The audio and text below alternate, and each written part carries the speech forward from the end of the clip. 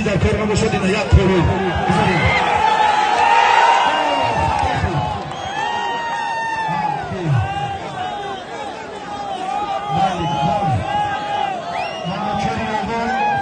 خوشوقت 5 به مکافات نگیره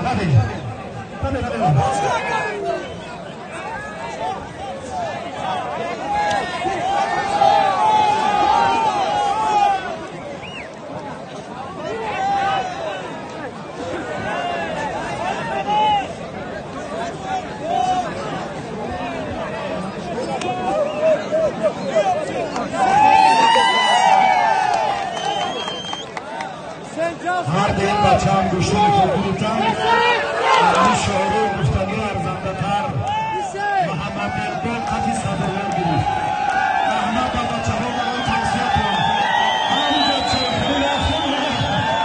چون گفتنه که شما مرا مشورت خون دادید حقیقتا بچه ارزنده نظر نگیری ارزنده شعری بزنید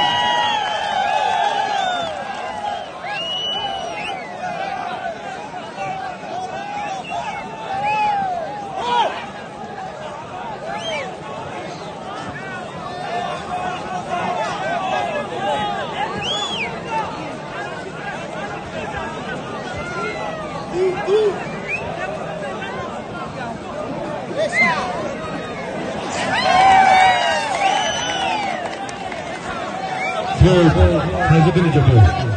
İyice yapıyor. İyice yapıyor.